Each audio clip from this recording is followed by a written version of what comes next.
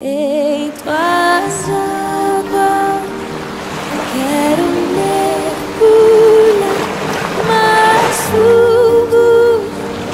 Quero contemplar tua presença.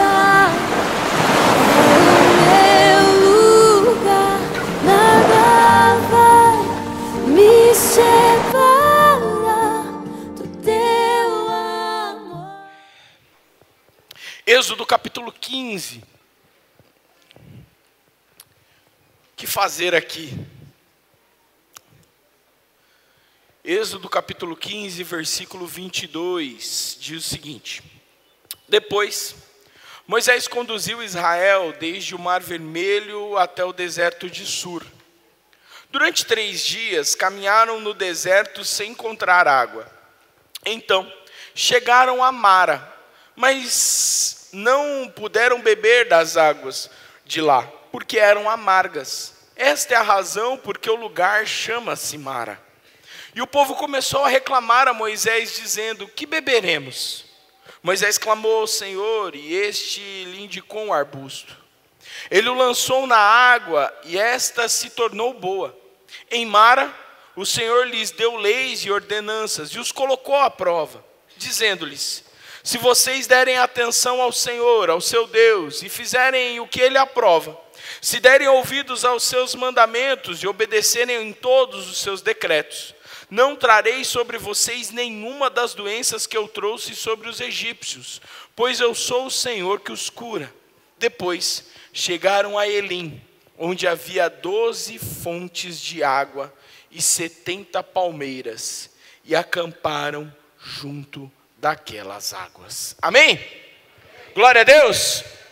Você começou 2025 empolgado? Sim ou não, irmão? Você começou com força. Você está, 2025 vai ser o melhor ano da minha vida. Você já declarou isso na tua vida? Amém? Eu tenho uma palavra nessa noite que vai te assustar. Mas fica tranquilo, é uma palavra de bênção. Mas ela vai te assustar. Nós estamos falando sobre 2025 ser o ano das águas. O ano das águas, e sempre quando nós nos lembramos das águas e falamos com relação a Deus de águas, nós lembramos da purificação que a água traz, da vida que a água traz. Meu irmão, quando a água chega num ambiente, num ambiente seco, ela traz vida, as plantas crescem, as plantas se desenvolvem, porque elas recebem o alimento através da água, elas recebem força através da água. A gente lembra daquele dia seco, quando eu ministrei na campanha de 12 por 12, eu falei sobre aquele dia que a gente chega em casa com sede. Sabe, as irmãs que passaram o dia na 25 de março, no Brás, andando, e você chega em casa, tem aquele copão d'água gelado, e você toma, aquilo vai entrando dentro de você e vai trazendo vida, sim ou não? É verdade ou não é? A nossa memória traz isso muito naturalmente, as coisas boas que a água gera. Meu irmão, mas eu quero tratar aqui sobre 2 situações que, quando Israel sai do Egito, 2 vezes eles se encontram com águas, mas eles não se encontram da maneira que esperavam. Em primeiro lugar, em Êxodo capítulo 14, Israel acabou de sair do Egito e está indo em direção ao lugar de adoração, e eles se encontram com o Mar Vermelho. O mar, as águas, elas se apresentam como um impedimento, como uma proibição da passagem. Ela se apresenta de uma maneira que não permite, em primeiro lugar, Israel passar.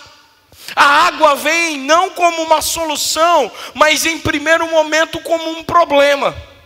Quando nós falamos sobre águas, nós sempre lembramos das coisas boas, mas nós nos esquecemos que às vezes as coisas não dão tão certo. Aí Israel vê o milagre, vive aquele milagre, passa pelas águas, chega do outro lado das águas, O capítulo 15 de Êxodo começa com Moisés cantando um cântico. O capítulo 14, Miriam canta um cântico. Eles continuam andando pelo deserto. Durante 3 dias sentem sede novamente. O recurso de água que eles conseguem transportar acaba. E eles começam a procurar águas. Aonde eles chegam? Mara. Um lugar de águas amargas. Meu irmão, nessas duas situações, a reação de Israel foi reclamar, duvidar e murmurar. Israel reclamou diante do Mar Vermelho, declarando: você tirou a gente do Egito para a gente morrer aqui na beira do mar? Moisés, você fez isso com a gente. Eles passam, eles começam a andar no deserto. Quando encontram Mara: você trouxe a gente para morrer de sede. E a reclamação não os permite entender o propósito de Deus. Meu irmão, diante disso, eu quero te trazer uma palavra. Jesus disse o seguinte: no mundo tereis aflições. Nós vamos encontrar problemas em 2025. Nós vamos passar por dias difíceis. Nós vamos encontrar momentos em que nós vamos ser impedidos de passar. Nós vamos encontrar momentos em que parece que o recurso não vai aparecer. Nós vamos encontrar momentos em que parece que vai dar tudo errado. Poxa, pastor, primeira palavra do ano, você vem com uma palavra dessa? Você deve estar pensando isso, não deve não? Porque foi isso que eu falei para o Senhor, na hora que eu comecei a preparar essa palavra. Eu falei: Senhor, primeira pregação do ano. Mas o texto não termina: no mundo tereis aflições. Tem mais alguma coisa escrito. No mundo tereis aflições, mas tem de bom ânimo. Eu venci o mundo. Jesus declara que ele não venceu a tribulação, ele não venceu a aflição, ele não venceu somente a situação, ele venceu o contexto todo. Ele não venceu a aflição, ele venceu o mundo aonde existe aflição. Ele está acima de tudo isso. Então, meu irmão, deixa eu já te colocar uma coisa no teu coração. Você vai passar pelo dia mal, mas o Senhor já tem vitória preparada para a tua vida, amém? Você crê nisso? Então você já começou a entender onde é que a gente vai chegar. Meu irmão, porque diante das águas, diante dos problemas, diante das circunstâncias, nós não podemos temer, nós não podemos nos angustiar, nós não podemos parar, nós precisamos com urgência nos encher de fé.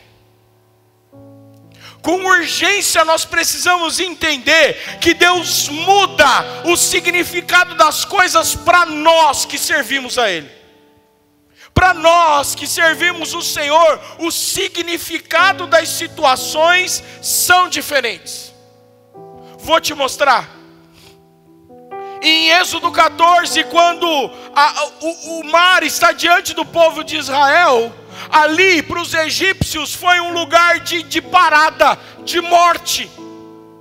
Porque Israel atravessa em seco o mar. Mas quando o faraó e os seus soldados vão passar pelas águas, as águas os encobrem. Para Israel o mar foi lugar de avanço. Para faraó foi lugar de morte.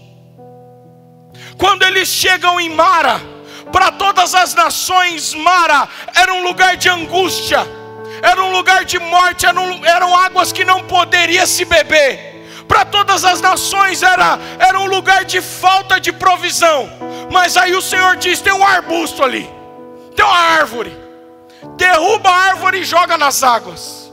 Meu irmão, pelo amor de Deus, se Deus mandasse Israel tirar umas panelas da água e ferver, eu ia entender. Agora me fala, um arbusto ser jogado dentro do rio e mudar o gosto da água, é milagre ou não é? Porque não tinha nada para mudar o elemento da água, não teve nenhuma situação para mudar as moléculas, os elementos da água. O Senhor queria realizar um milagre num lugar em que para todos era um lugar de escassez. Para Israel se encontrou um lugar de provisão. Amém? Quando Noé se encontra com as águas para o mundo todo, foi uma situação de julgamento. Mas para Noé e a sua família, foi uma situação de aliança. Entenda, para nós, o problema não tem o mesmo significado. O dia mau, o dia difícil, o dia da angústia, os desertos não têm o mesmo significado. Meu irmão, os diagnósticos que chegam na sua mão, as respostas que você recebe na tua mão, não têm o mesmo significado que tem para as pessoas deste mundo. Porque você não está nas mãos deste mundo, nem do príncipe deste mundo, mas você está nas mãos do Senhor, aquele que ressignifica todas as coisas, aquele que tem o poder de transformar a maldição em bênção. Isso nos enche de fé.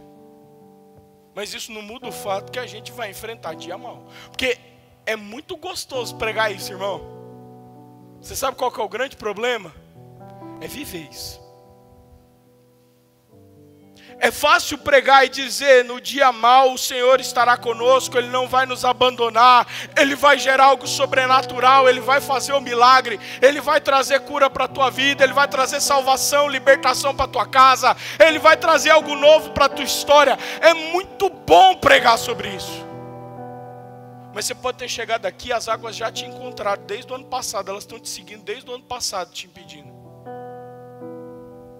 Você pode ter chegado aqui e estar vivendo desde o ano passado, bebendo de águas amargas, de águas difíceis de engolir, de dias de sofrimento, de dor, de angústia, de orações que só geram lágrimas.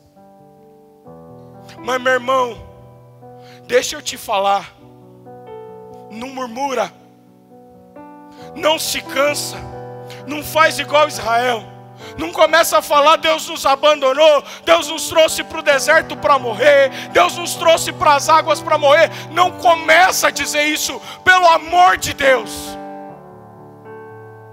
Começa a fazer igual Moisés. Porque, meu irmão, Moisés não tinha nada. Moisés não tinha um recurso. Moisés sai da casa do seu sogro e ele não tem a habilidade necessária para ser o líder de uma nação. Moisés não tem a habilidade necessária para realizar milagres. Moisés não tem a força necessária para realizar milagres. Ele conta única e exclusivamente com o poder de Deus. Ele conta só com o Senhor. Ele conta só com a palavra que ele recebeu diante de uma sarça. Volta lá no Egito e tira o meu povo. Mas quem está me mandando, Senhor? Quando eu chegar lá, o Egito tem tantos deuses, qual é o seu nome? Eu sou, é só isso que você precisa saber.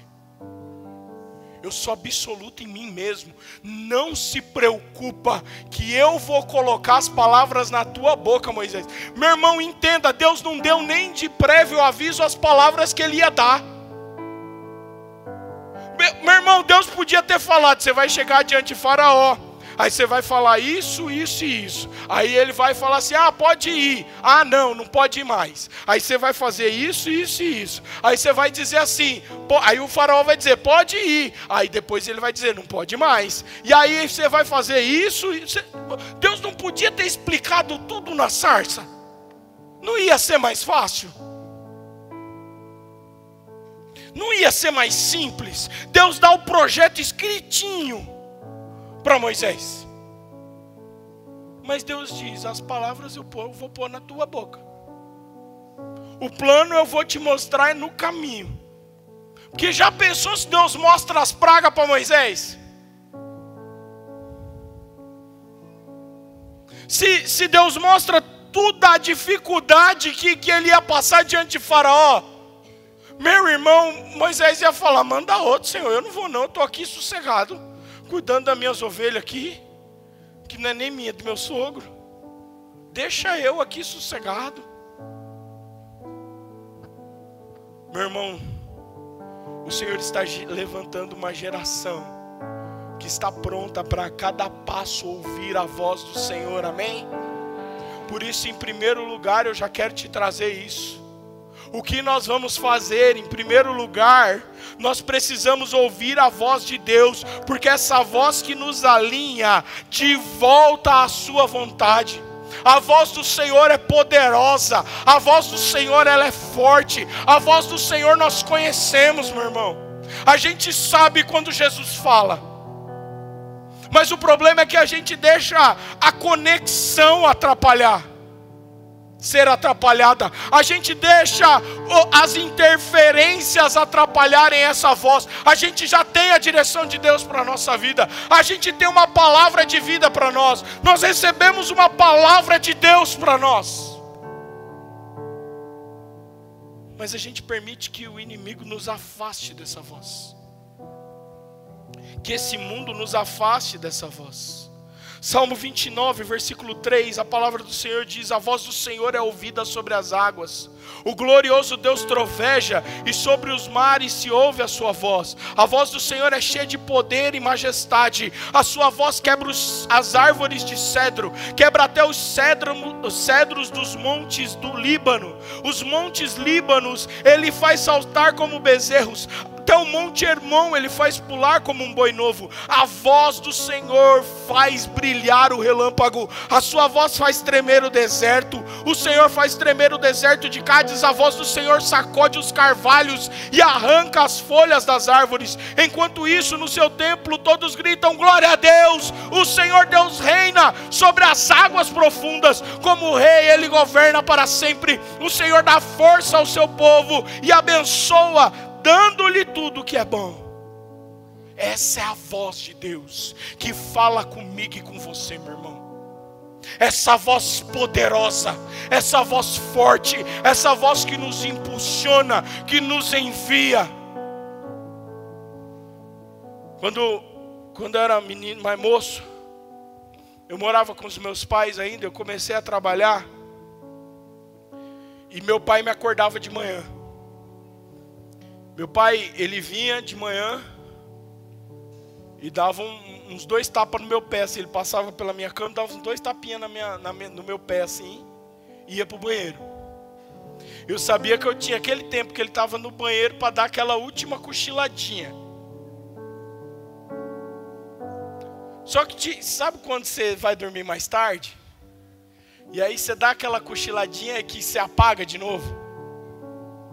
E aí ele saía do banheiro. Era só um Felipe. Felipe, meu irmão, eu já levantava, já ia me trocar rapidinho, já ia me preparar para ir trabalhar, assustado. Tem hora que a voz do Senhor ela vem sobre nós dessa maneira. Ela vem como essa voz forte que nos assusta, que nos põe em movimento, que a gente já levanta e já vai para as cabeças. Mas tem hora que essa voz ela vem como a voz suave, que vem no nosso ouvido. Isaías profetizou: eis que a voz do Senhor virá sobre ti, por detrás de ti, dizendo: este é o caminho a seguir. A voz do Senhor nos direciona para a vontade dEle. Moisés recebia a cada desafio a porção da direção. Todo mundo na palavra você vai ver que foi dessa maneira. Abraão a mesma coisa. Davi a mesma coisa. A porção da direção ela vem sendo derramada por porções.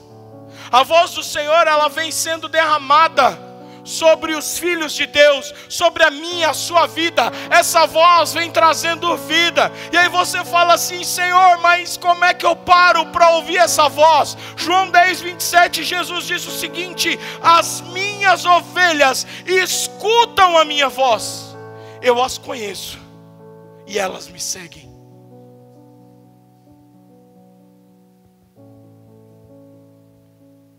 Quando você olha o pastor das ovelhas, o pastor líder das ovelhas, ele vai à frente, ele vai falando, ele vai dando a direção, ele vai dando o comando, e as ovelhas vão ouvindo a sua voz. As ovelhas vão escutando a voz do seu pastor. Meu irmão, 2025 tem que ser o ano que você mais vai orar, que você mais vai jejuar, que você mais vai ler a Bíblia. Meu irmão, 2025 tem que ser o ano que você vai mais servir na casa do Senhor. Tem que ser o ano que você vai mais se envolver com Deus. Amém? Agora, deixa que eu vou falar mais para frente. Salmo 23. O Senhor, Davi, nos trata como ovelhas. Ele se trata como uma ovelha. E ele vai dizer: o Senhor é o meu pastor, de nada terei falta. O Senhor me faz deitar sobre pastos e guia-me mansamente a águas tranquilas. Nesse lugar ele refrigera a minha alma. Nesse lugar o meu cálice transborda. Meu irmão, furacão pode estar chegando sobre a tua vida, pode estar tomando conta da sua mente, do teu coração. O furacão pode estar tomando conta de todos os seus pensamentos. Os problemas podem estar quase dominando todo o seu juízo.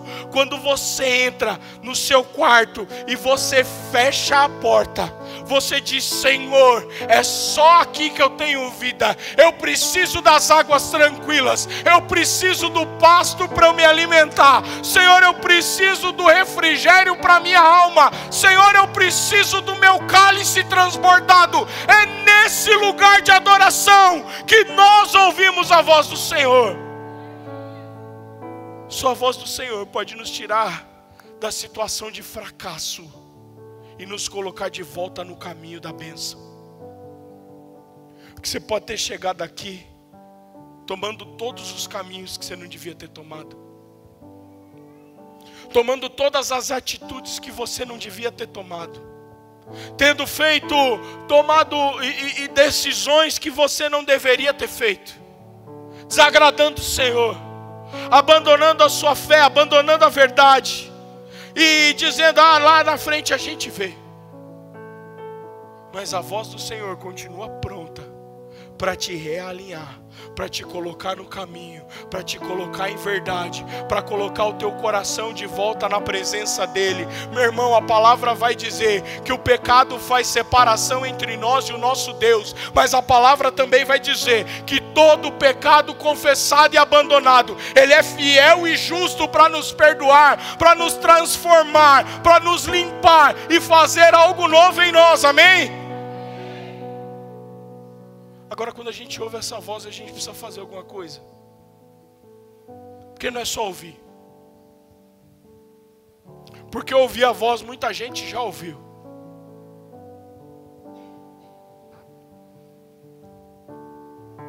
O segundo passo, quando a gente ouve, é estabelecer uma atitude prática de obediência. O que nós vamos fazer é estabelecer atitude prática. Isso vai fazer a gente crescer. Ouvimos a voz de Deus e depois nós obedecemos, colocamos em prática, fazemos o plano e colocamos o plano em ação. Vou fazer uma pergunta para todos os gordinhos aqui, nós somos da mesma categoria. Vou falar com a categoria. Quem disse que em 2025 ia emagrecer, diz amém. Amém. Hoje é dia 5. que você já fez? Você foi na feira hoje comprar salada ou você foi na feira hoje comprar pastel? Pastor, comprei 2 pés de alface, um pastel de carne com queijo, um caldo de cana. O problema não é fazer plano. E eu não estou falando só com os gordinhos não, viu, irmão? Eu vou ler a Bíblia toda em 2025. Você já está 5 dias atrasado? Eu vou orar todos os dias de 2025. Você já está 5 dias atrasado? Estou te perguntando, não estou te acusando não. Meu irmão, nós estabelecemos lá em casa, vamos ler a Bíblia toda em um ano.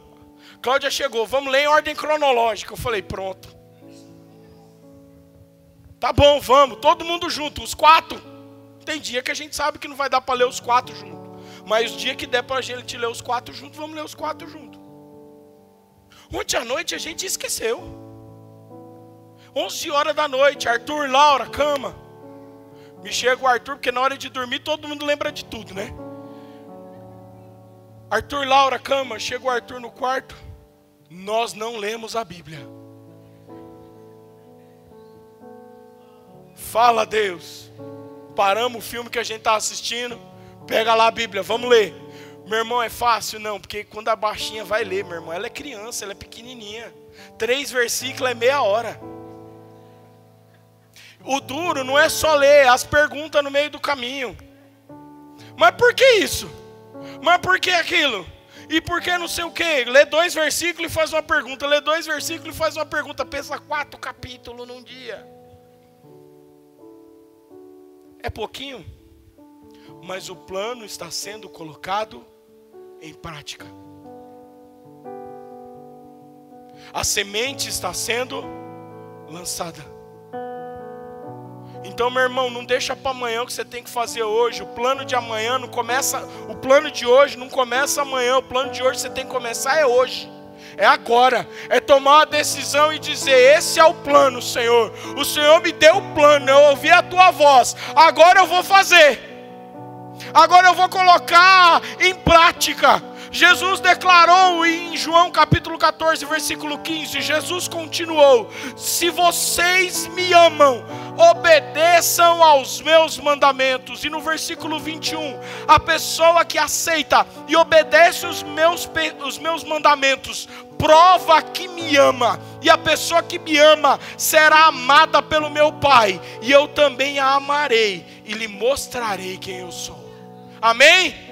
Quando a gente obedece essa voz, quando a gente segue essa voz, a gente encontra o amor de Deus. Agora você sabe o que é mais maravilhoso? Quando você pega João 14, entre o 15 e o 21, você vai ver que Jesus está falando sobre a vinda do Espírito Santo. Ele vai falar que o Espírito Santo virá sobre eles. Ele está profetizando, ele está ensinando, ele está colocando os discípulos em alinhamento. Só que perceba que as duas coisas se ligam: ser cheio do Espírito e obedecer a Ele, e obedecer aos mandamentos. E obedecer, meu irmão, não é só obedecer no coração. Obedecer é colocar em prática o mandamento, é começar a fazer as coisas, é buscar ao Senhor de todo o coração, é declarar: eu vou fazer, eu vou andar, eu vou me mover. Quais são os seus planos e metas para 2025? E quais deles você já colocou em prática? O que você falou que ia começar esse ano e que você ainda não fez? Deixa o Espírito Santo te guiar nessa jornada. Deixa o Espírito Santo vir sobre a sua vida e tomar o teu coração. Permita o Espírito Santo tomar a tua mente, o teu entendimento. Permita o Espírito Santo te colocar em atitude. Deixa ele ser essa dinamite. Deixa ele ser esse movimento. Deixa ele ser essa explosão. Seja cheio do Espírito para que você se mova nele. Ah, pastor, mas o que eu preciso não é das coisas de Deus. Eu preciso prosperar no meu trabalho. Ah, pastor, mas o que eu preciso não é orar mais. O que eu preciso é a minha família junto comigo. É a restauração da minha casa. Ah, pastor, o que eu preciso não é de unção. Eu preciso de dinheiro. Meu irmão, deixa eu te falar uma coisa. Você não precisa de uma família boa. Você não precisa de um bom casamento. Você não precisa de dinheiro. Você não precisa de um bom emprego. Você precisa do Espírito Santo. Porque Ele vai te direcionar a todas essas coisas. Porque Ele vai te mover a ter uma boa família. Ele vai te inspirar para você prosperar. Ele vai te inspirar para você se mover nele. Ele vai abençoar o teu casamento. E você vai ser um marido ou uma mulher segundo o coração de Deus. Você vai ser um pai, uma mãe, um filho ou uma filha cheia do Espírito Santo do Senhor. Você vai ser um profissional cheio da glória de Deus. Ontem eu recebi um rapaz da Vivo lá em casa. Internet ruim, muitos dias. Liguei na Vivo. Falei, precisa trocar meu roteador, não aguento mais. Foram lá arrumar. Aí o rapaz chegou. 1h30, irmão. Ele em contato com a Vivo lá. Eles dois conversando lá. E esperando. Ele sentado num sofá e eu sentado no outro. Aí você sabe como é que é crente, né? Tá casado? Sou. Tem filho? Tenho. Vai para alguma igreja? Não. Tá esperando o quê? E a gente batendo um papo ali, numa boa, conversando. Você começa a conversa perguntando quanto tempo você está aí na Vivo e tal, não sei o que, não sei o que lá. E você começa a questionar, e você começa a perguntar, e a conversa começa a desenvolver. Aí ele perguntou, o que você faz? Eu falei, eu sou pastor. Ele falou, pronto, eu estou sendo cercado por vocês. Eu falei, não é nós não, é Deus que está te cercando, meu amigo. Ali eu pude declarar uma palavra sobre aquele rapaz. Eu pude declarar uma palavra de bênção, de vida sobre ele. Eu pude dizer, olha meu irmão, Deus tem algo novo para a tua vida e para a tua casa. Deus tem uma história para escrever na tua família. Falou de alguns problemas que ele tem passado. Abriu o coração. Só que aí ele falou assim, muito tempo que eu tenho vontade de ir para a igreja, mas eu não consigo. Eu falei, você não consegue por quê? Você já começa a pensar assim, né? Não tem igreja perto. Por que você não consegue ir para a igreja? Eu não sinto força. Eu falei, meu irmão, mas você tem que ir sem força mesmo. Você tem que se levantar e ir. Juntar a tua casa e dizer, nós vamos para a igreja hoje. Ele falou, mas não é fácil assim. Eu falei, eu vou te explicar como é que os meus pais foram para a igreja. Voltaram para os caminhos do Senhor. Eu falei, eu tinha 7 anos de idade. Eu ia para a igreja, quando eu ia com a minha avó. Assembleia de Deus. E aí, um dia acabou, 94, acabou um jogo da Copa do Mundo. Eu lembro como se fosse hoje. Meu pai olhou para mim, aí eu estava brincando com os meus primos. Meu pai olhou para mim e falou assim, nós vamos embora, que nós vamos em casa tomar banho, se trocar, que nós vamos para a igreja. Eu falei, nós vamos para onde? Para a igreja. Eu falei, mas a gente não vai para a igreja. Ele falou, mas agora nós vamos para a igreja. Fomos para casa, tomamos banho. Eu lembro como se fosse hoje dentro do carro, meu pai dizendo assim para minha mãe, você vai lá na frente, você vai aceitar Jesus? Minha mãe, não. Meu pai, porque eu também não vou. Chegamos na igreja, chamaram a gente para ir para a salinha. Na Assembleia de Deus não tinha isso, a gente ficava no culto. Aí chamaram a gente para ir para o culto infantil. Fomos para o culto infantil, eu e minha irmã. Quando liberou do culto infantil, foi antes do culto acabar. Eu entrei dentro da igreja, lá embaixo, lá na Rua Agudos. E meu irmão, me deu uma angústia, me deu um medo tão grande que eu olhei para onde meus pais estavam sentados e eles não estavam. Eu falei, pronto, me largaram aqui. Esqueceram que eu estava na igreja. E agora eu não conheço ninguém, eu não sei ir embora para casa. Me deu um medo, um desespero. Aí minha irmã olhou e falou assim, eles estão lá na frente. Eles estão lá na frente. Naquele dia nós voltamos para casa. Naquele dia, eu e o meu pai, eu não entendia nada. Jogamos todas as bebidas do meu pai fora na pia. E para mim era festa, virou garrafa na pia lá. Eu falei, meu irmão, você só precisa tomar uma atitude. Você só precisa dar o primeiro passo. E o Espírito Santo de Deus vai completar o plano na tua vida. O nosso problema é que a gente espera demais. O nosso problema é que a gente acha que tem que ter explosão, fogos de artifício, um anjo vestido de branco, brilhando dourado, aparecendo e dizendo assim, vai. Mas Provérbios 16 vai dizer, ao homem pertence os planos do coração, mas do Senhor vem a resposta da língua. Todos os caminhos do homem lhe parecem puros, mas o Senhor avalia o espírito. Consagre ao Senhor tudo o que você faz, e os seus planos serão bem-sucedidos. Quando você estiver cheio do Espírito Santo, você pega o teu plano e você coloca em ação, e o Espírito Santo de Deus te faz viver o sobrenatural. Amém? Em terceiro lugar, a gente precisa confiar que Ele tem o melhor para nós.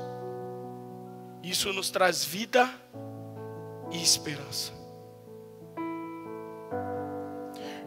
Meu irmão, por mais que a escravidão no Egito fosse algo muito difícil, fosse algo muito complicado, mesmo sendo escravo, Israel prospera no Egito.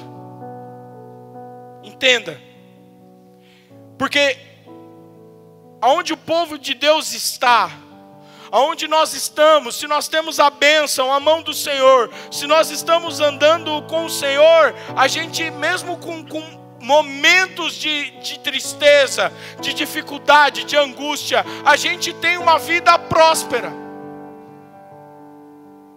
Israel era escravo, mas prosperou no Egito. E quando Deus fala de tirar Israel do Egito e levar a uma terra que mana leite e mel, Deus está dizendo, a vida de vocês já estão acostumados a ela. Mas eu vou tirar vocês daqui e eu vou te mandar para um lugar melhor. Eu vou levar vocês para a minha vontade, que é boa, perfeita e agradável. Só que, meu irmão, a jornada necessitava de confiança. E na jornada a gente vai precisar de muita confiança. Só que a gente só confia em quem a gente anda junto. A gente só confia em quem a gente se relaciona. A gente só confia em quem a gente conhece. Quem que tem pelo menos 30 anos de casamento? Erga a mão aí, 30 ou mais, olha que benção. Eu chego lá em nome de Jesus. Amém? Meu irmão, fala amém para você também, pelo amor de Cristo. Os solteiros, fala amém, essa é a hora, pega a bênção. Meu irmão, eu tenho 17 anos de casado com a minha esposa. Eu aprendi a confiar nela, ela aprendeu a confiar em mim. Agora pensa com 30.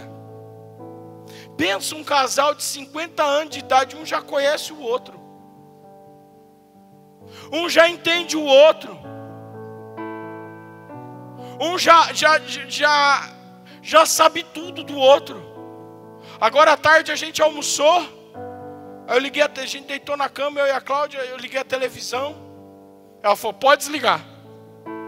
Que eu não vou ficar ouvindo esses negócios aí que você vai dormir e vai deixar seus vídeos tocando aqui, essas furadeiras na minha orelha. Pode desligar.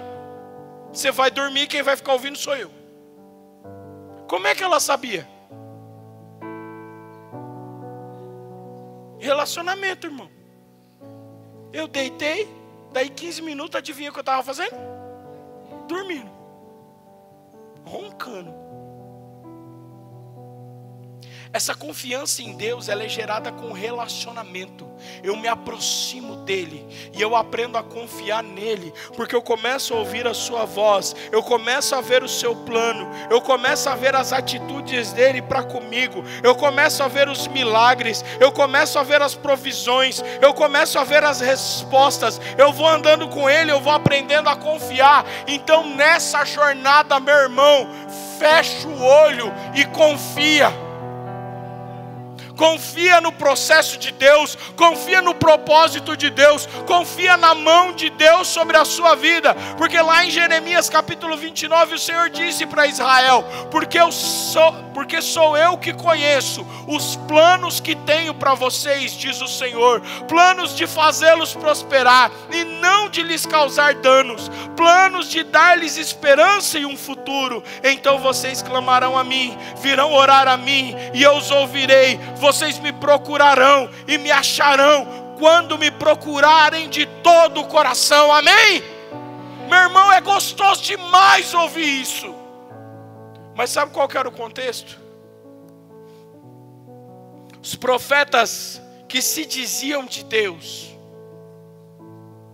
diziam assim: os reis estão vindo contra nós, nós vamos entrar em batalha contra eles e nós vamos vencer. Nós vamos encontrar vitória.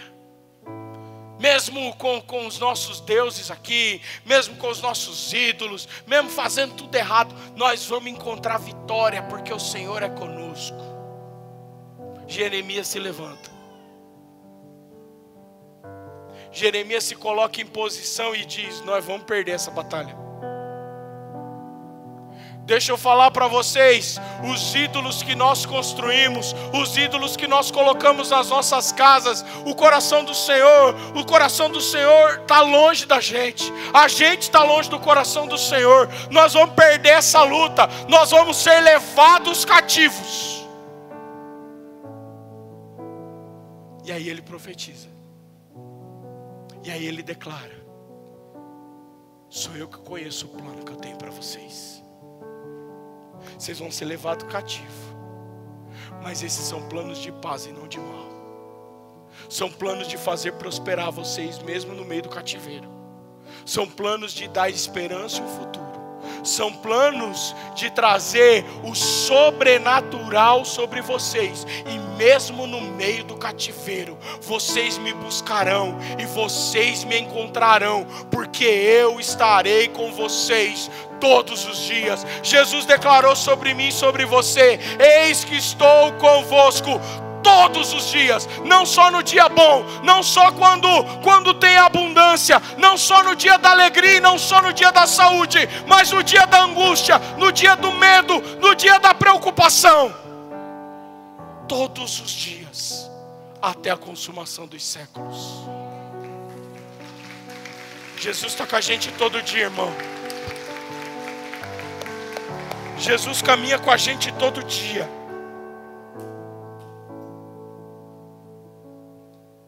Por isso nessa noite eu quero te chamar. Se encha de vida, se encha de esperança, se encha de alegria. Seja cheio do Espírito Santo no que você já foi selado. O amor de Deus continua nos alcançando e nos levando exatamente para onde Ele quer. Amém?